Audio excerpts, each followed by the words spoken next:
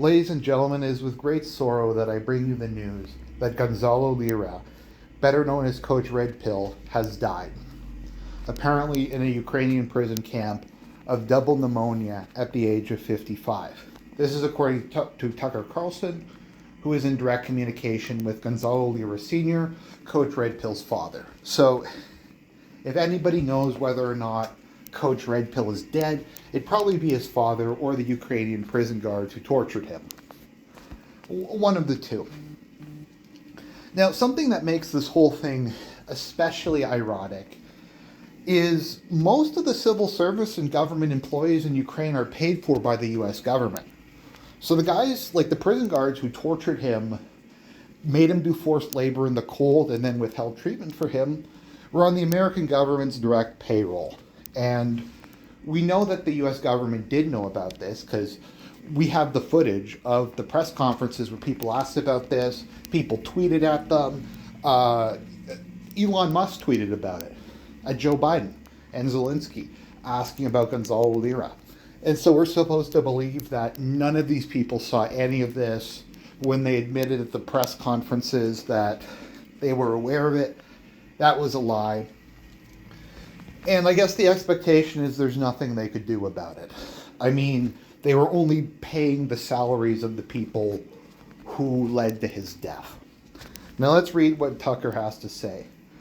Gonzalo Lira Sr. says his son died at 55 in a Ukrainian prison, where he was being held for the crime of criticizing the Zelensky and Biden governments. Gonzalo Lira was an American citizen, but the Biden administration clearly supported his imprisonment and torture. Sorry, I had too much coffee today. Several weeks ago, he spoke to his father, who predicted his son would be killed. So, as I said in the past, what Gonzalo did was incredibly stupid.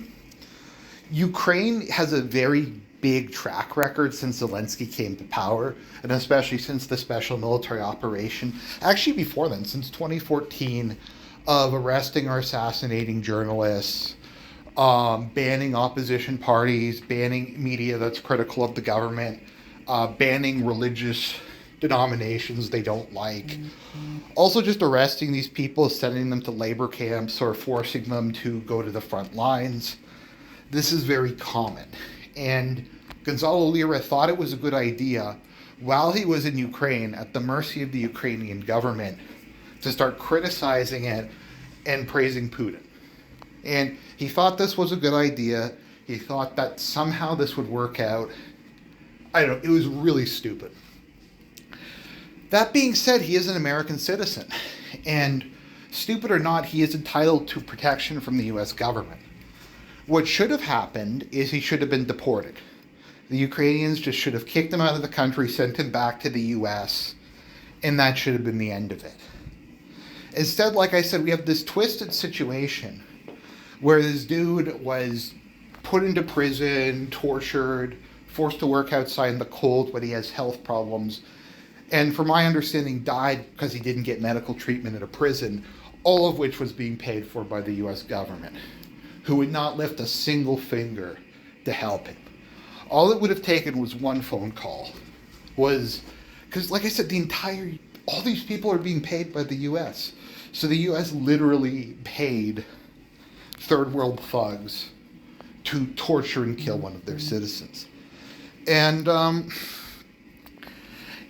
if the Argie Awards, if it wasn't 2024, this would definitely get a We Live in a Society nominee. But there's some other stuff that's come out about it, so we're going to talk about this.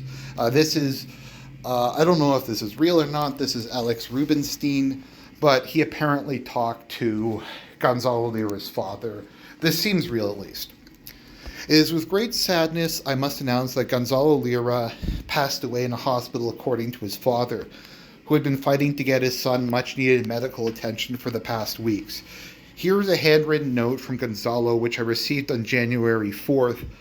I have had double pneumonia, as well as pneumonia thorax, in a very severe case of swelling of the body. All of this started in mid-October, but was ignored by the prison. They only admitted I had pneumonia at a December 22nd hearing. I'm about to have a procedure to reduce the swelling in my lungs, which is causing me extreme shortness of breath, to the point of passing out after minimal activity or even just talking for 2 minutes. I cannot accept the way my son has died. He was tortured, extorted incommunicado for 8 months and 11 days, and the U.S. Embassy did nothing to help my son.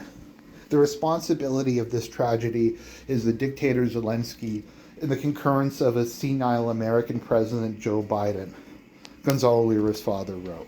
Now, I think Tucker's right. I mean, once again, Biden could at any point, or anybody in his administration, just called somebody in Ukraine and gotten this dude out.